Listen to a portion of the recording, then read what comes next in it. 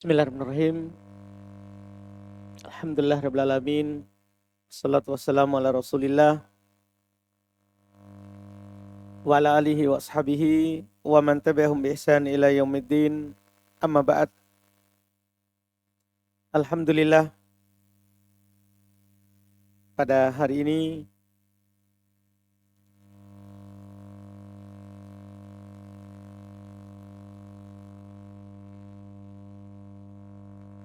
tanggal berapa Syawal ini? 22 Syawal,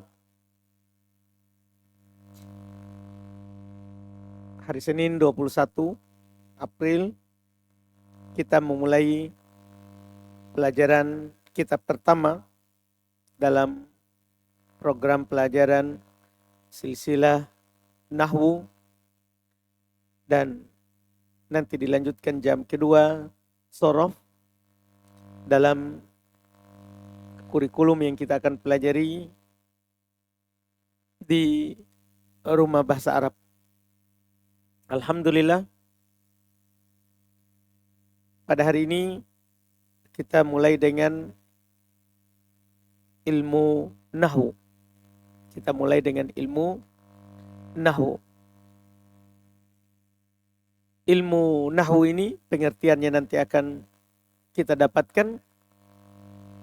Dia termasuk ilmu bahasa Arab tentunya. Salah satu dari cabangnya.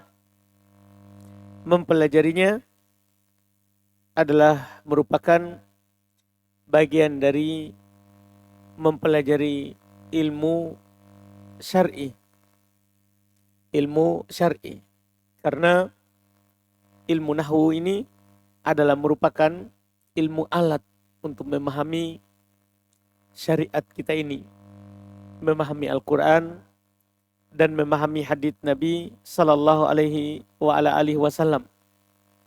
Kita pahami bersama bahwa Al-Quran turun dengan bahasa Arab,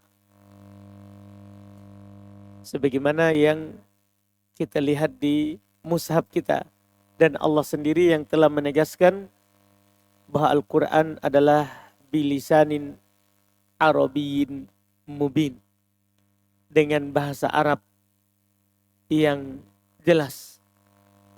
Juga Allah berfirman di banyak ayat terkait dengan ini, yaitu terkait dengan Al-Quran berbahasa Arab.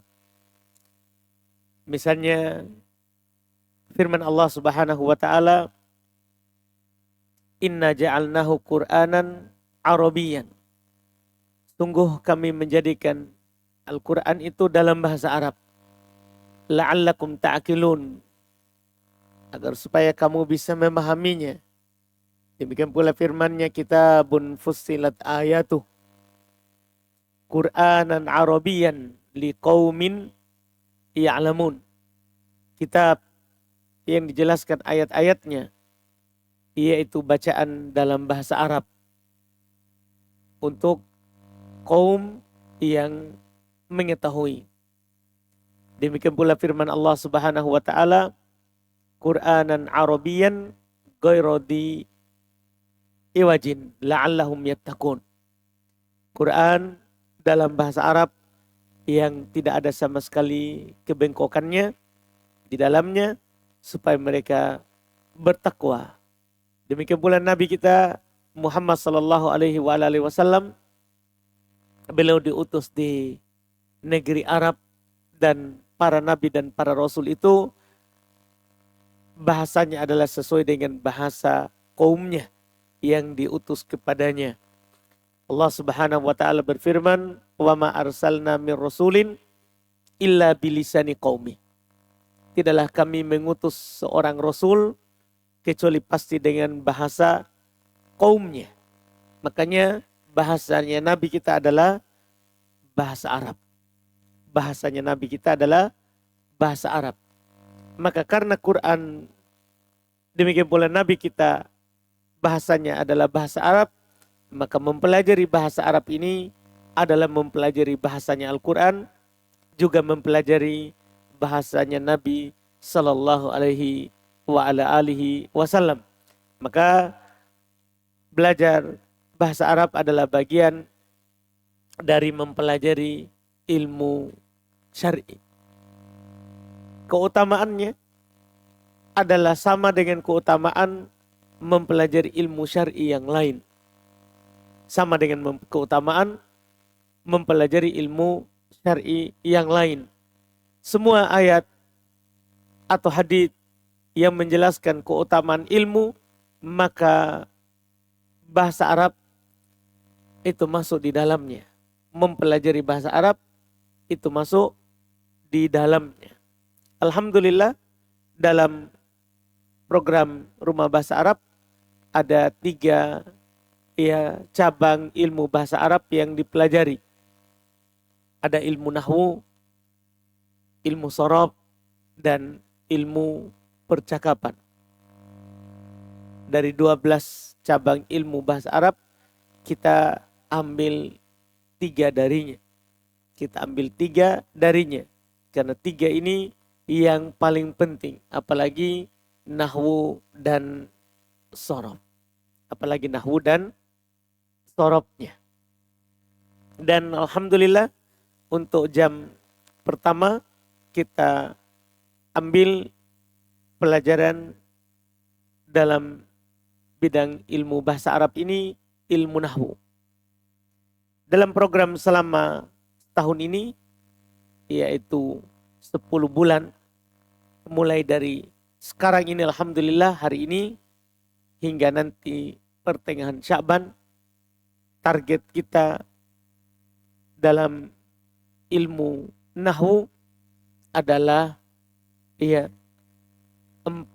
kitab. Kitab pertama ini yang kita mulai hari ini, Al-Miftah fi Ilmi Nahwi, kunci ilmu nahwu. Kunci ilmu nahwu. Nanti kalau selesai kitab ini, maka kita akan melanjutkan dengan kitab yang kedua, Matan Jurumiyah. Kemudian kitab yang ketiga, Mutammimah Al-Ajurumiyah. Dan kitab yang keempat, Al-I'rab an Qawaid Al-I'rab. 4 kitab itulah yang kita akan pelajari selama 10 bulan ke depan. Dan sekarang kita mulai dengan Al-Miftah fi Ilmi Nahwi. Kunci dalam ilmu nahwu. Kunci dalam ilmu nahwu. Kitab ini alhamdulillah tentunya kita pilihkan sebagai dasar dan sebagai awal dari pelajaran kita dalam ilmu nahwu. Dalam ilmu nahwu. Dalam mempelajarinya nanti, alhamdulillah kita di sini itu buku ini, buku pertama, sebagaimana sekarang juga buku kedua sudah seperti ini, yaitu 2 bahasanya. Ada bahasa Arabnya dan ada terjemahannya di bawah. Jadi kalau ada artinya yang luput, nanti tidak usah sibuk untuk menulis terjemahannya. Karena terjemahannya sudah ada di bawahnya. Yang kita akan baca adalah bahasa Arabnya, tapi terjemahannya sudah ada di bawahnya. Jadi sudah kita terjemah. Demikian pula kitab yang kedua. Juga 2 bahasa. Sudah ada terjemahannya. Bahasa Arab dan ada terjemahannya. Beda nanti kalau sudah masuk di kitab ketiga, kitab keempat, itu sudah tidak ada terjemahannya di bawah. Karena tentunya setelah 2 kitab, kosakata Arab kita sudah banyak. Dan pemahaman kita juga terhadap ilmu nahwu tentunya sudah ada dasarnya setelah buku pertama dan buku kedua. Tinggal nanti faedahnya saja yang dalam bahasa Indonesia. Jadi ini yang kita akan pelajari selama 10 bulan ke depan. Kita langsung mulai di buku pertama ini, Al-Miftah fi Ilmi Nahwi. Buka halaman 1, kunci ilmu nahwu.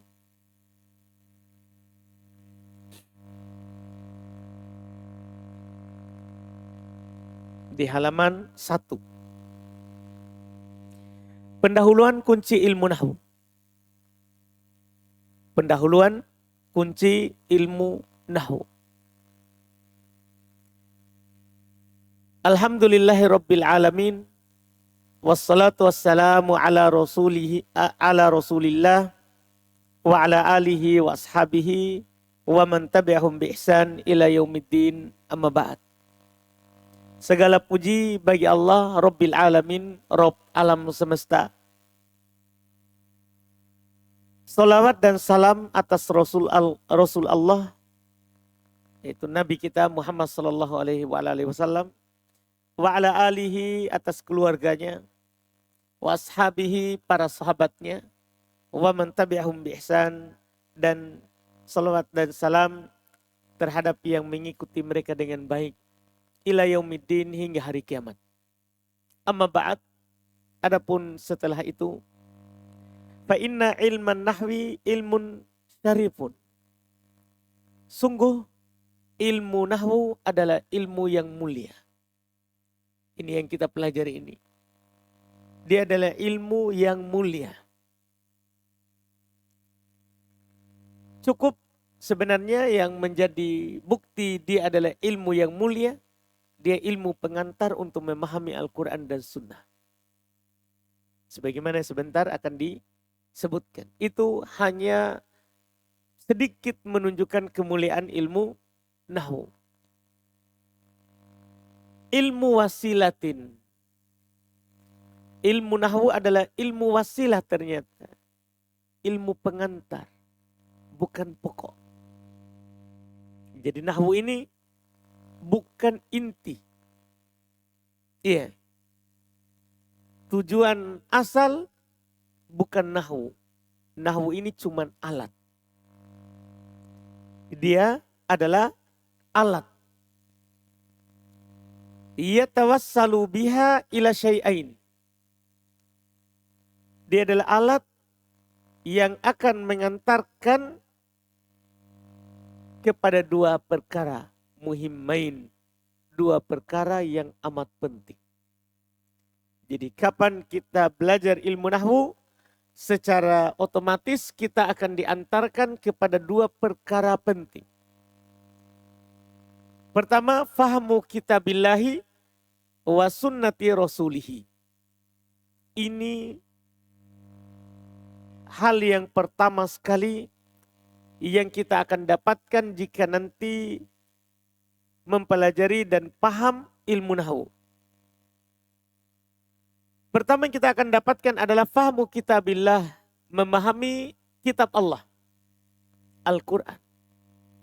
Nanti setelah kita belajar nahwu, kita bisa memahami yang namanya Al-Quran. Wa sunnati rasulih, dan sunnah rasulnya. Memahami hadits-hadits Nabi sallallahu alaihi wasallam. Jika kita paham ilmu nahwu dengan baik, maka kita akan memahami sunnah Nabi kita dengan baik pula. Fahaman sahihan, dengan pemahaman yang benar. Iya, banyak kesalahan dalam memahami Al-Quran, dalam memahami hadits Nabi. Di antara sebabnya adalah karena yang berbicara tentang Al-Quran dan sunnah Nabi, hadits Nabi, itu tidak tahu ilmu nahwu. Itu di antaranya. Walaupun di sana ada juga sebab lain. Iya, ada juga sebab lain. Tapi sebab yang mendasar yang menjadikan seorang itu tidak paham Al-Quran dan hadits, itu karena dia tidak tahu ilmu nahwu. Karena dia tidak tahu ilmu nahwu. Ini hal yang pertama yang kita akan dapatkan jika kita paham nanti ilmu nahwu. Yang kedua, yang mana yang pertama tadi itulah pokok. Tujuan dasar. Kenapa kamu belajar nahwu? Mau paham Quran dan hadis. Kedua, ini namanya sambil jalan saja. Iya, bukan menjadi pokok. Yaitu iqamatul lisan ala lisanil arabi. Alladhi bihi nuzzila kalamullahi azza wa jal. Hal yang kedua yang kita akan dapatkan kalau kita belajar ilmu nahwu, maka kita akan mendapatkan yang namanya iqamatul lisan. Menegakkan, membiasakan lisan, lidah kita ini. Di atas lidah Arab. Karena kalau kita bahasa Arab tapi tidak pakai nahwu, maka kita akan berbahasa Arab tapi tidak di atas lidahnya orang Arab. Kita akan menyusunnya sesuai dengan lidahnya kita. Tapi ketika kita belajar nahwu, maka kita akan berbicara bahasa Arab dengan bahasanya orang Arab. Sebagaimana mereka berbicara. Iya. Yang mana alladzi bihi nuzzila kalamullah azza wa jal. Yang mana dengannya lah. Itu dengan bahasa Arab. Kalam Allah Al-Quran diturunkan. Jadi kembali juga ke bahasa Quran. Iya. Ini dua hal dasar. Dan masih banyak lagi hal-hal lain yang kita akan dapatkan jika kita belajar ilmu nahwu. Tapi dua ini, inilah yang terpenting. Kita belajar nahwu untuk memahami Al-Quran. Belajar nahwu untuk memahami hadits Nabi. Belajar nahwu supaya kita bisa juga berbicara seperti orang Arab. Ketika kita berbicara bahasa Arab, maka kita akan berbicara seperti orang Arab berbicara. Yang mana kalau kita biasakan bahasa dengan bahasanya orang Arab, maka kita biasakan lidah kita dengan bahasanya Al-Quran. Kemudian lanjut, walidzalika kana fahmu ilmin nahwi amron muhimman jiddan. Oleh karena itu, adalah memahami ilmu nahwu amron muhimman jiddan. Perkara yang penting sekali. Ketika kita sudah tahu bahwa dengan ilmu nahwu kita bisa memahami Al-Quran. Dengan ilmu nahwu kita bisa memahami hadits Nabi. Berarti ilmu nahwu ini adalah ilmu yang penting sekali. Iya, dalam ilmu bahasa Arab. Dia adalah ilmu yang penting sekali. Walakinna akan tapi ilman nahwi fi awalihi sa'bun. Ilmu nahwu pada awalnya itu susah. Ini saya katakan memang dari awal. Supaya nanti kalau ada kesusahan, kita sudah tahu memang awalnya saja. Itu awalnya. Kalau kita susah nanti memahami buku pertama saja. Awal. Hanya di buku pertama. Maka harus istiqomah, tetap bersabar, berusaha memahami sampai selesai buku pertama. Jadi perlu diketahui ini ilmu penting, tapi awalnya susah. Awalnya susah. Wafi akhirihi sahalun. Tapi nanti pada akhirnya akan mudah. Awalnya susah, tapi nanti pada akhirnya akan mudah. Iya, kita mempelajarinya. Wa qad muthila bi baitin min qasabin wa babuhu min hadidin. Telah diperumpamakan, telah dipermisalkan ilmu nahwu ini dengan sebuah rumah yang terbuat dari permata. Ini perumpamaan para ulama terkait dengan ilmu nahwu. Dia adalah rumah yang indah, rumah yang cantik, mewah. Tetapi pintunya dari besi, ini masalah. Rumahnya bagus, tapi pintunya dari besi. yakni maksudnya adalah sokbun annahu sokbud dukhuli fi, yaitu susah masuk padanya. Yaitu susah masuk padanya. Kalau antum mau masuk rumah itu susah. Rumahnya indah, tapi ingin masuk di dalamnya susah. Walakin idza dakhalta fihi, akan tapi kalau kamu sudah masuk di dalamnya, sahula alaika kullu syai, maka akan mudah bagimu segala sesuatu. Jadi, kalau kita hanya melihat dari luar, tidak berusaha masuk, yaitu tidak berusaha untuk mempelajarinya, maka kita tidak akan pernah masuk. Tapi kalau kita berusaha untuk mengetok rumah itu, dengan nahwu kita berusaha mempelajarinya, maka bisa saja kita akan dibukakan pintu. Cuman ada orang yang dibukakan dengan cepat, ada juga orang yang dibukakan dengan lambat. Setelah beberapa kali mengetok baru bisa paham. Inilah ilmu nahwu. Seperti orang mau masuk rumah. Iya. Dan yang kita pelajari ini buku pertama ini, inilah kuncinya. Iya. Kan kadang kalau kita ketok bisa saja dibukakan, bisa tidak. Tapi kalau kita punya kunci, kita bisa masuk. Melalui sebab kunci itu. Iya.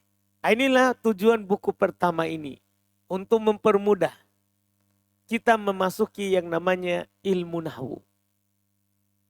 Untuk memasuki yang namanya ilmu nahwu. Tapi walaupun ini buku dimudahkan, dipermudah untuk pemula, tentunya harus juga kita berusaha untuk memahaminya dengan baik. Walihada yambagi lil insani ayyahrisa ala ta'allumi mabadi'ihi hatta yashula alaihil baqi. Oleh karena ini, sepantasnya bagi seorang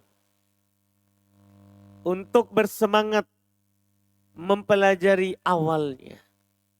Seorang harus ada semangat yang kuat di awal mempelajari ilmu nahwu.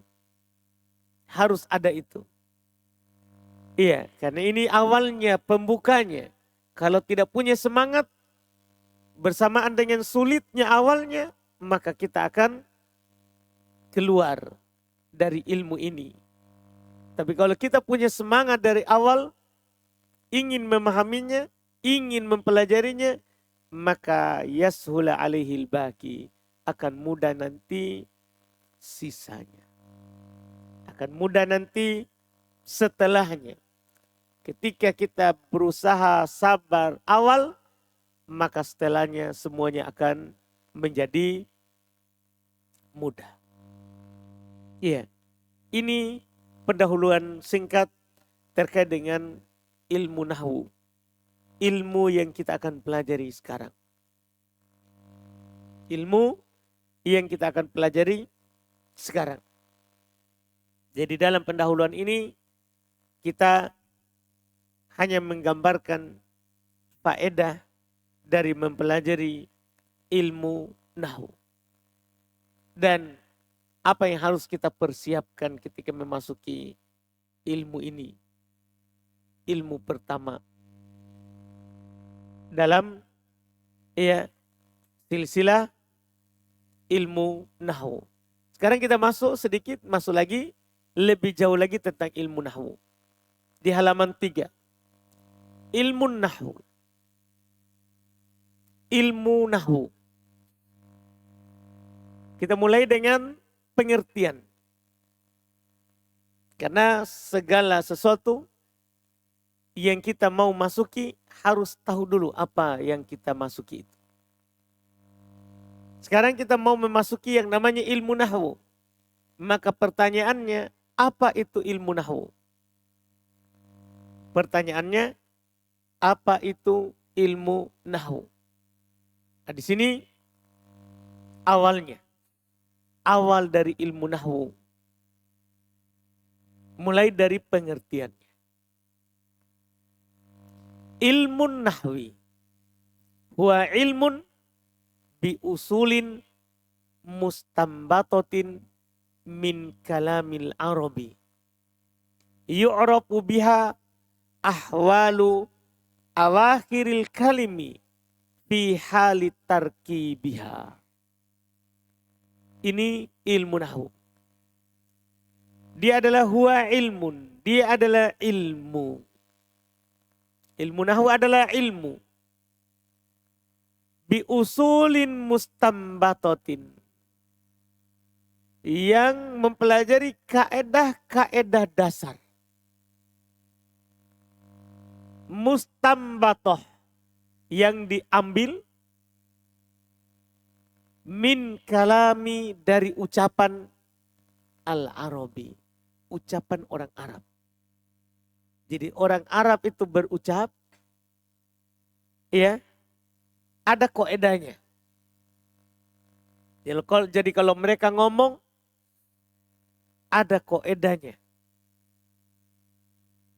Terkait dengan susunannya. Mana yang dikedepankan. Mana yang diakhirkan. Mana yang dibaca dhammah. Mana yang dibaca fathah.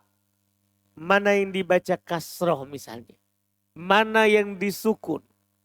Jadi orang Arab itu ucapannya tidak sembarang. Ada teorinya. Ada kaedahnya. Dan ini dipelajari yang namanya di ilmu nahwu. Jadi ilmu nahwu adalah ilmun, dia ilmu biusul. Yang mempelajari usul, kaedah pokok, dasar. Mustambata yang diambil dari kalami ucapan al-Arab, orang Arab. Jadi orang Arab berucap itu ada ilmunya. Sekali lagi ada ilmunya. Terkait dengan susunannya. Iya. Dan itu ada teorinya. Ada kaedahnya. Nah inilah ilmu nahwu. Yu'rafu biha, dikenal dengannya, yang akan diketahui dengannya, itu dengan sebab nanti ilmu nahwu ini, ahwal, keadaan, awakhiril kalimi, akhir sebuah kata. Jadi ilmu nahwu ini hanya mempelajari keadaan akhir. Awal, tengah, yaitu sebelum akhir, itu di pembahasan lain lagi. Cabang ilmu bahasa yang lain. Kalau cabang ilmu nahwu hanya mempelajari keadaan huruf terakhir. Jadi ini ilmu nahwu. Jadi kita tidak akan pernah dalam belajar ilmu nahwu membahas huruf sebelum akhir. Tidak. Kita hanya membahas huruf terakhir. Fi hali tarkibiha. Ketika tersusunnya. Huruf terakhir itu pun ketika tersusun. Adapun kalau dia berdiri sendiri, itu belum bisa dipraktekkan yang namanya ilmu nahwu. Kalau berdiri sendiri, belum bisa dipraktekkan yang namanya ilmu nahwu.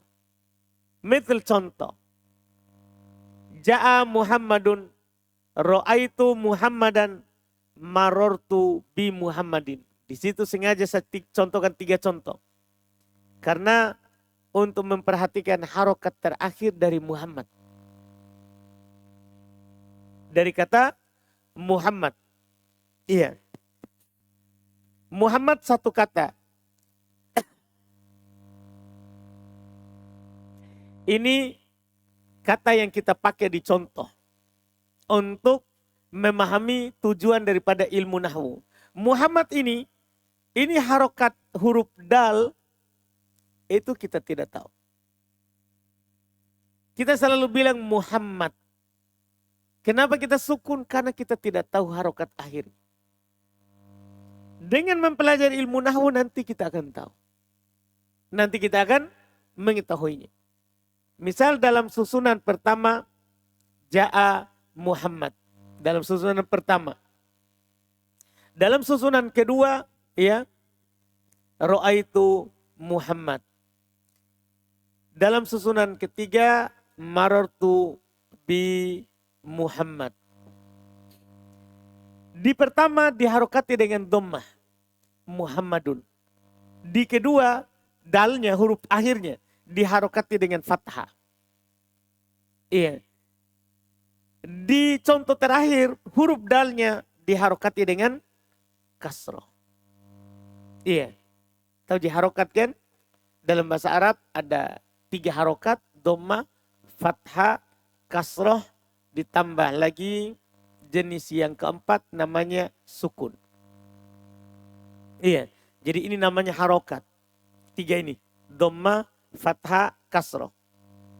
Ini pengikutnya harokat. Sukun. Bukan harokat. Sukun. Iya. Jadi nahwu membahas harokat akhir setiap kata. Yang dia bahas ini. Harokat dal dari setiap susunan ini. Dia tidak membahas harokat huruf mim yang pertama, ha, mim, tidak. Dia hanya bahas harokat huruf terakhir.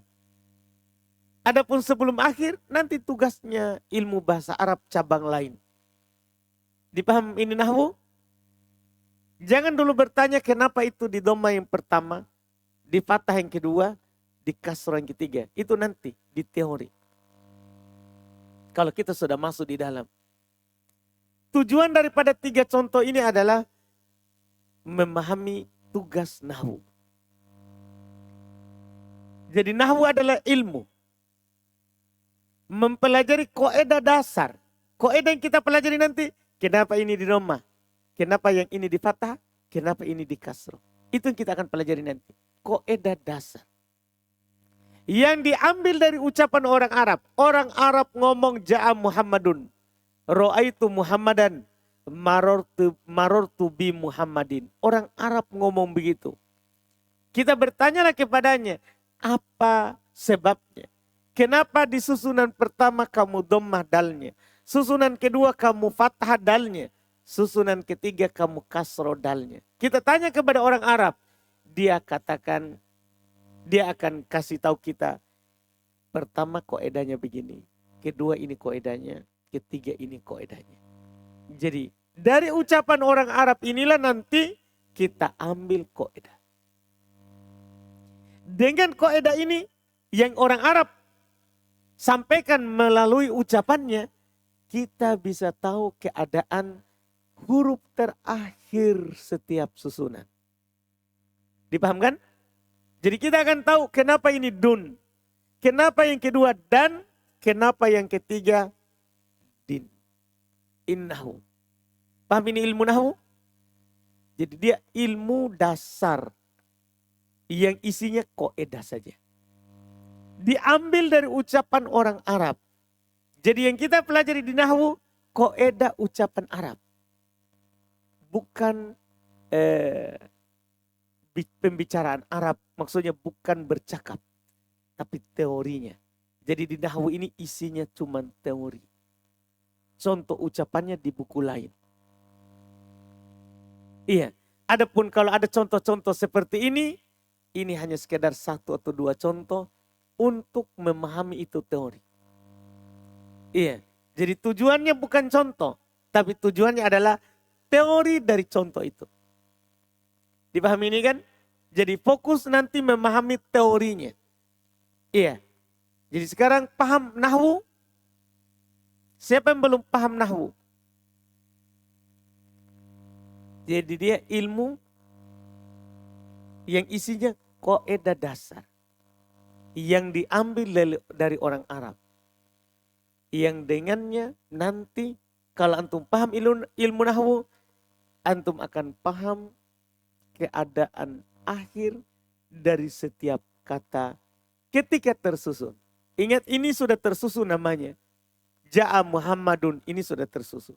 Ra'aitu Muhammadan ini sudah tersusun. Marartu bi Muhammadin ini sudah tersusun. Kalau kita katakan Muhammad ini belum tersusun. Paham kan? Kalau masih berdiri sendiri begini, di mana dipelajari? Nanti di bidang ilmu yang lain dari ilmu bahasa Arab. Jadi ilmu nahwu ketika dia tersusun, apa harokatnya? Apakah dhammah atau fathah atau kasroh atau sukun?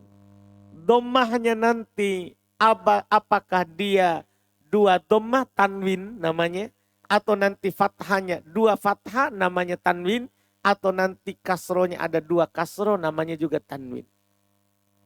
Iya. Jadi kalau dhammahnya nanti ada dua,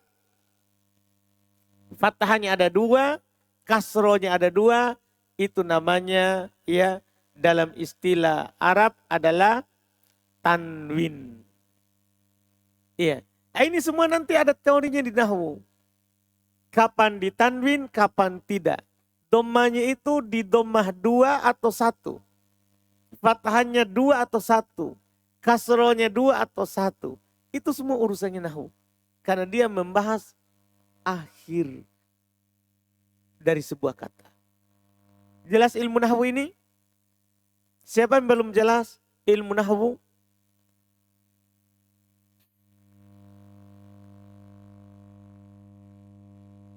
Hah? Siapa mau bertanya? Atau yang belum terlalu jelas? Sudah jelas tapi belum terlalu jelas. Tentang ilmu nahwu.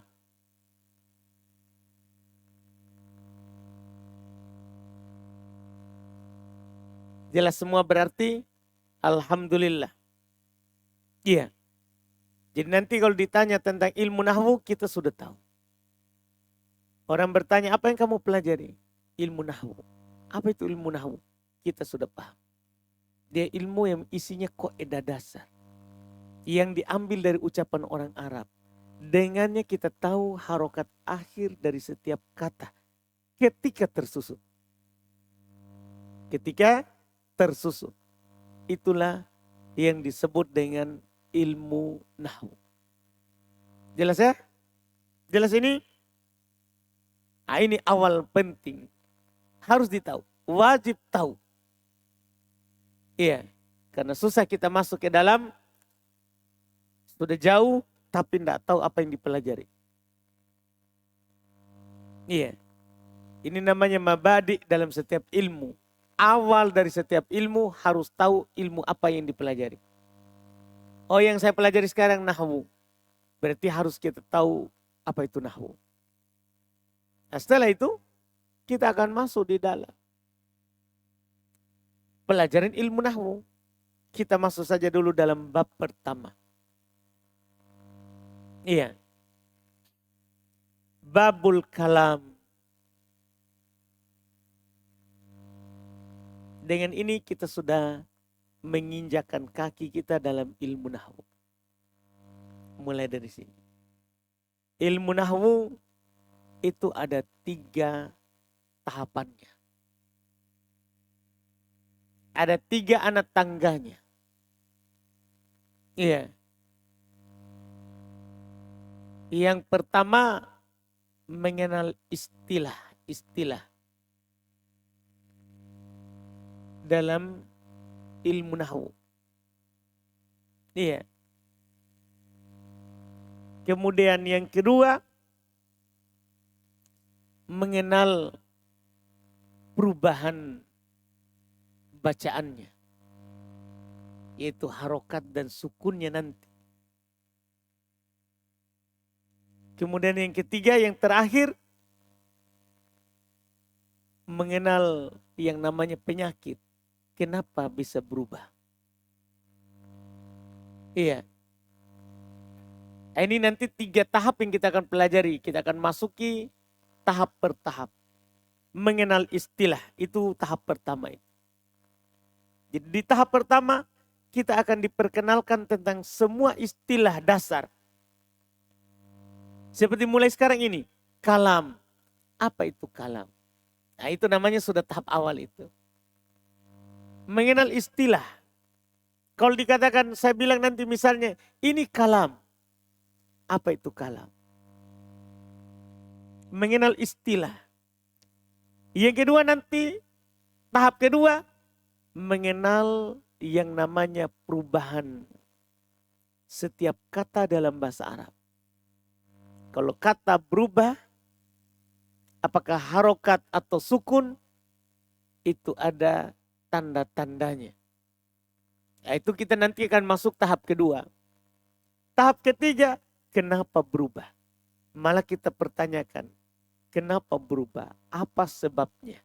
Sehingga di tahap ketiga, tahap terakhir dalam belajar ilmu nahwu adalah kita akan mengetahui perubahan setiap kata bahasa Arab itu ada sebabnya. Setiap buku nahwu, dasar, buku kedua, buku ketiga, 3 tahap itulah yang kita akan lewati selalu. Mengenal istilah, mengenal perubahan dalam bahasa Arab, kosakatanya, dan mengenal sebab perubahan. Mengenal sebab perubahannya. Mulai dari sekarang ini kita sudah masuk tahap dasar. Mengenal istilah.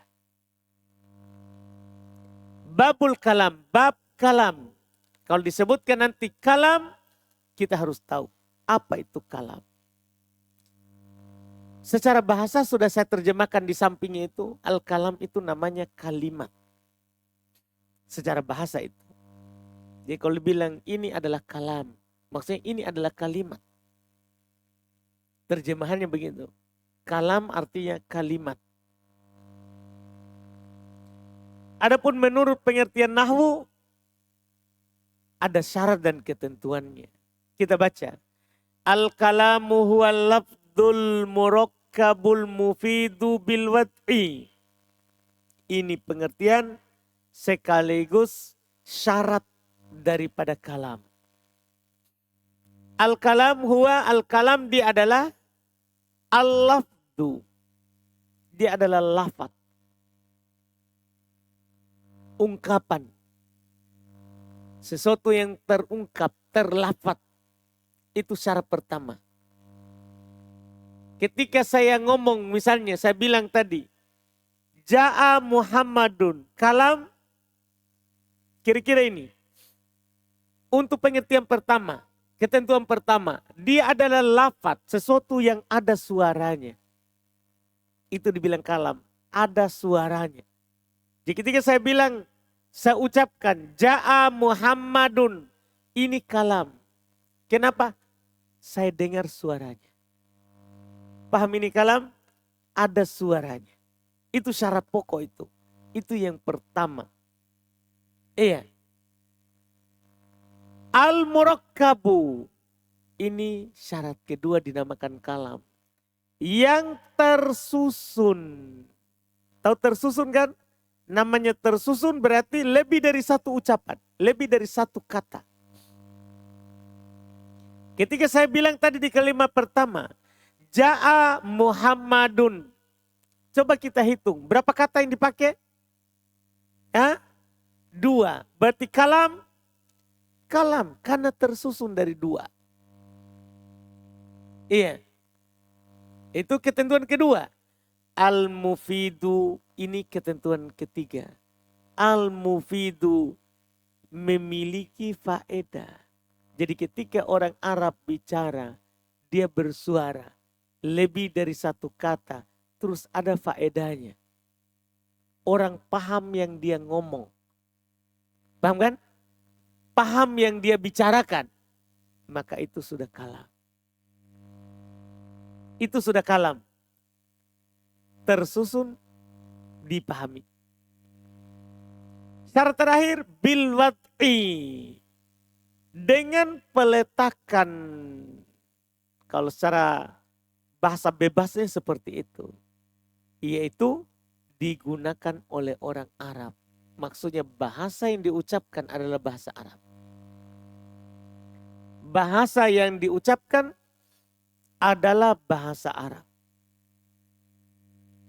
Iya. Bahasa yang diucapkan itu bahasa Arab. Seperti tadi.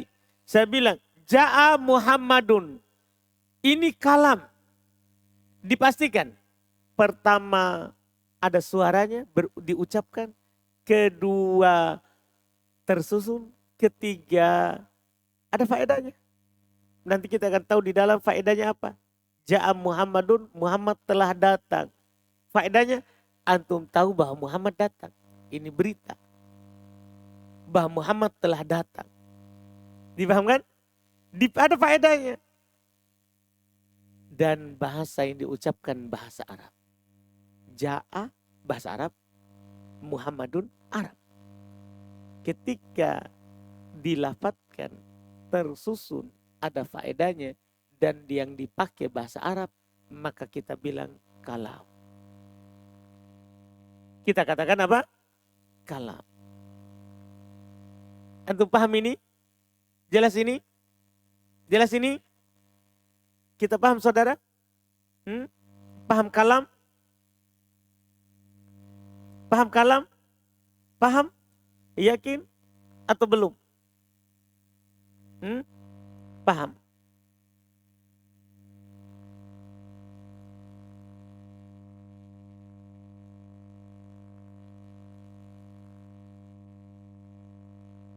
Yang barusan kalam?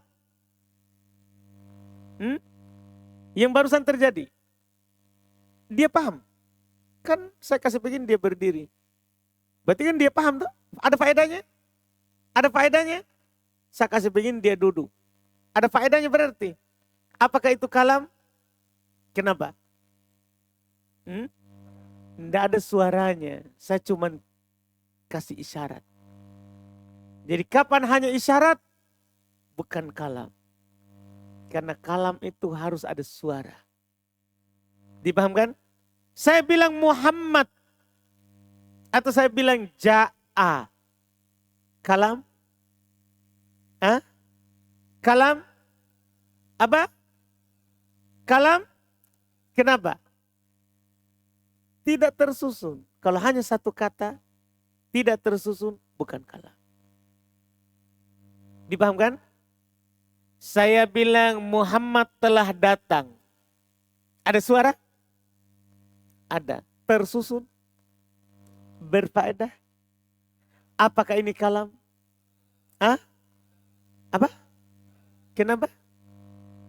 Apa? Tidak berbahasa Arab. Paham ini kalam? Jadi harus ada ketentuan 4 itu baru dinamakan kalam. Makanya kita katakan Al-Quran kalamullah. Al-Quran kalamullah. Kita bilang kalamullah begitu. Kenapa dibilang kalam itu Al-Quran? Jawabannya apa? Ada suara. Karena Quran itu suaranya Allah. Ucapannya Allah. Anda paham? Yang kita baca itu ucapannya Allah. Tersusun? Berfaedah? Berfaedah. Berbahasa Arab? Berarti sudah benar Quran kalam Allah. Kan begitu kan? Dipahami ini? Itu dibilang kalam. Lafaz, tersusun, berfaedah, berbahasa Arab. 4 syarat kalam. Dia ada lafaznya. Nanti di buku-buku lebih tinggi akan lebih jelas lagi. Ada huruf hijaiyah yang diucapkan. Dipahamkan? Iya, akan ditekankan lagi nanti. Ini cuman pemahaman dasar. Ini adalah pemahaman dasar. Kapan dinamakan kalam berarti ada suaranya. Ada lafadznya. Ada kata yang disusun. Ada faedahnya. Dan bahasa yang dipakai bahasa Arab. Bahasa yang dipakai bahasa Arab. Dipahami ini kalam. Siapa yang belum paham kalam? Tidak apa-apa, angkat tangan saja bilang saya belum. Siapa yang belum paham? Alhamdulillah, berarti paham. Kita cukupkan dulu untuk pertemuan pertama.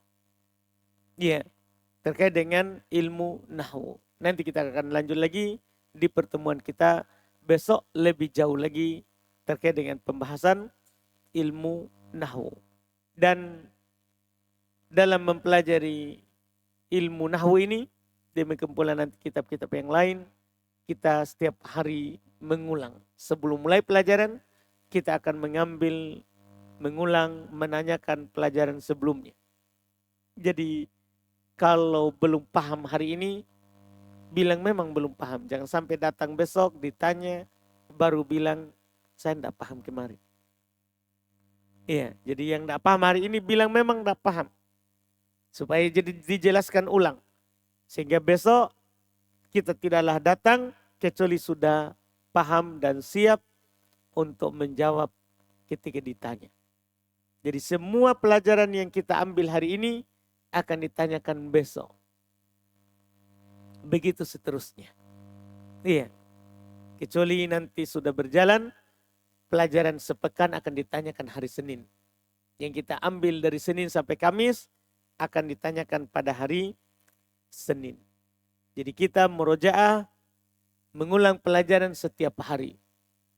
Adapun setiap awal hari di dalam sepekan, kita akan mengulang yang kita ambil satu pekan. Misalnya Senin depan, kita akan menanyakan pelajaran yang kita ambil dari hari ini, besok, lusa, dan setelahnya. Dipahamkan? Dan semua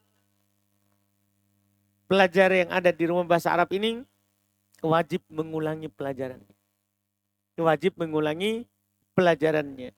Karena akan ditanyakan apa yang telah diambil sebelumnya. Iya, saya kira cukup. Kita tutup dulu ilmu nahwu hari ini. Alhamdulillah di pertemuan pertama ini. Subhanak hamdik. Asyhadu an la ilaha illa anta astaghfiruka wa atubu ilaik.